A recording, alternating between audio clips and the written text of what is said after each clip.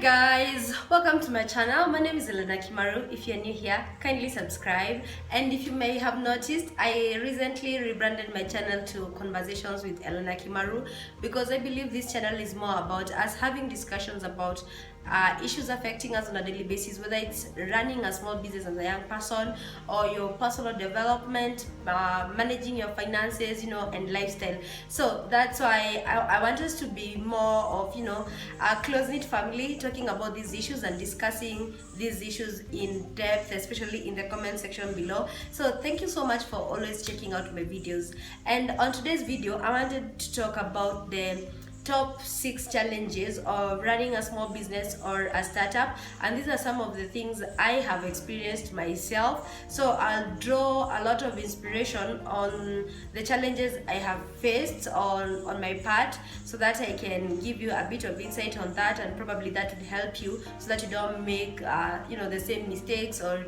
you actually, if you come across some of these things, you're able to tackle them in a better way than probably I did. So let's dive right in. And one of the first challenges that I encountered, or I have actually been trying to get over or get through and make better decisions around it, is the hiring process. So if you're running a small startup, sometimes you might start running the business on your own, and sometimes you really need help because you can't be everything sometimes. So maybe you might need that help. So how do you go around hiring?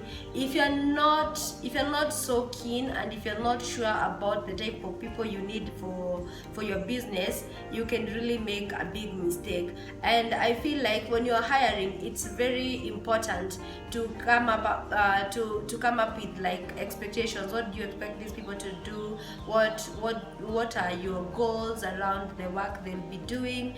And just generally expectations, because I feel like, and then the other thing you need to do when you're hiring, when you're explaining to someone what your company is about, or if someone has learned about your company, is if you're interviewing them, do you feel like they understand the vision of your company? Do you feel like they'll actually add value to your company? Or the people who will come here, they will waste your time, and then at the end of the day you'll end up being drained? At first, when I started my company, that was back in last year, we actually hired one person, and to tell you the truth, it was a mess. Things didn't work out as expected, and for me, I draw a lot of lessons from that experience, because in my head I had like these expectations. I'm not sure if I didn't communicate them better to that person, but definitely the expectations were not met, and I feel like also those people took advantage of the situation, and they did a shoddy job, and they just got away with it. But for me, I decided I'll never hire that person again. So for me, it was a hard lesson learned, but it was a good lesson to start with. And so make sure you hire right. What are your goals? What are your expectations? What do you need these people to do? And another challenge that I have experienced is financial management. I think no one really tells us about such things. You're excited, you have a business idea and you want to get started, but if you don't learn how to manage your finances in your business early enough, you can really fail so terribly. So it's important to know how much money you have, what needs to go to expenses, what needs to be done when and at what time. Because if you don't do that, and I would encourage you to keep track of your expenditure in your business, to keep track of all the cash that is coming in, all the cash that is coming out. Because, and if you are even in a position of hiring an external person to do that for you, say an accountant somewhere, please do it, especially if you have a hard time managing those finances. Hire someone so that you don't blunder, because those things are the things that will in future, when you like need to apply for a government tender, or you want to do this very big gig, and you're not able to even show how much money has been going through your company, how much money has been your profit, so you really need to keep up with the books, or hire someone to do that for you. And then something else has been dealing with clients. There's no manual that comes in dealing with clients. I remember I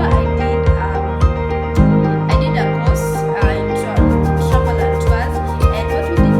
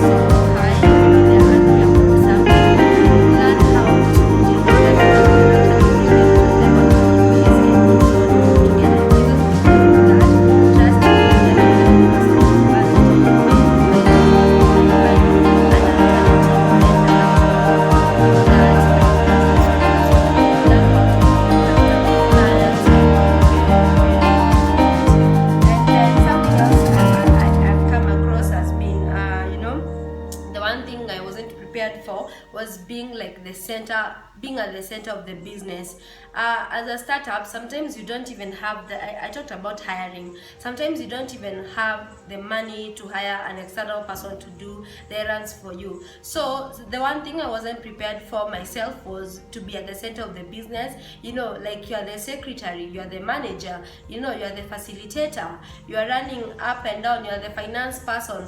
So for me, that's something I wasn't really prepared for, and I thought it would be so easy because I'm like, oh, I have the vision of the business, I want to go somewhere. So if you are experiencing, like, you don't have like the finances to hire other people to help you with the tasks, that is one challenge. When you're at the center of the business, it can be very draining, and that's why sometimes you hear a lot of stories about startups not being able to get to their third year. I'm really hoping mine gets there. So many startups fail between their first and third year, and I feel like because sometimes if you become the center of the business, it can be very overwhelming. You don't even have like any balance in your life. You're just there doing everything. You sleep thinking about the business, you wake up doing the business, you do, like, your life is constantly rotating around the business, and that can be very challenging. And then something else, this one is also tied, of course, a balance, it's tied to that. When you're the center of your business, for this I feel like you now cannot maintain a work-life balance. As I said, you sleep thinking about the business, you wake up thinking about the business, you breathe the business, you eat the business, and to some extent you just become, your life revolves around that. As a human being, I feel like we need a social life, we need a spiritual life, we need time to play, time to hang out, time, all that kind of stuff. So when you're running a small business or a startup, sometimes you don't have the luxury to do that, and it can be so overwhelming. And the work-life balance, there's no balance anymore. It's like you're tripping somewhere, so I don't know, but work-life balance is important, and if you're able to get that, maybe, but that's one challenge you will face, and especially if you're not able to hire other people to do the tasks for you. So somehow figure it out, man. You don't also need to die trying to run a business, because if you die, who will be running the business for you tomorrow? And then another thing has been this one I've seen with other people, like finding trustworthy people to work with in terms of partners. Say for example, you enter into a partnership with someone, sometimes they're not trustworthy, sometimes they don't buy into the business. I remember a while back I did another business, like a couple of years back, and I don't think the partner I was working with at that particular moment was trustworthy. Even when it came to like making decisions and all that, I would say this, she would say that. It was really messed up. So, and they were not trustworthy even with how they communicated. So at the end of the day, it was not easy, and we had to call it quits at some point. But as I said, for me, most of the things I've tried before or even now, they've been more like a learning curve for me. And I feel like going forward, I'll be a better manager, and I'll do better even for my businesses and the ventures I get to undertake. And a bonus tip, I was talking to a friend of mine, and so I was like, you know what, I'm gonna do a video on some of the challenges that as a startup one faces. And then she was like, yeah, there's the other tip about, so I was like, I'll add that. So she was like, sometimes as entrepreneurs, because the business is ours, so sometimes you feel like, I won't do that today, I can push it for tomorrow. So you procrastinate a lot, and you push stuff forward, and you end up not doing some of those things. You're like, see, it's my business, I'll get back to it later. But that can really affect your business. And because you're just being accountable to yourself, let's call it a lack of accountability. So because you're only being accountable to yourself, you feel like, I'll get away with anything. If I don't feel like waking up today, I won't go to work, I won't do stuff, I'll push it tomorrow. And because especially if you're running the business alone, you might actually end up not doing that kind of stuff. you push it tomorrow, you procrastinate a lot, and then you don't make any progress, and eventually you're like, I have to shut the business down. So yeah, so I feel it's important to be accountable to yourself. So accountability can be such a hassle, you know, and I think you need to constantly remind yourself, why did I start the business? Why am I here?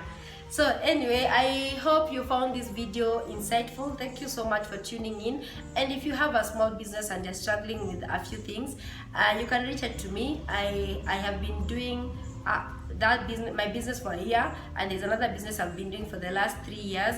So I feel like I might have a few insights that I can provide you with. And yeah, thank you so much for watching. Subscribe down below. Until the next video, bye.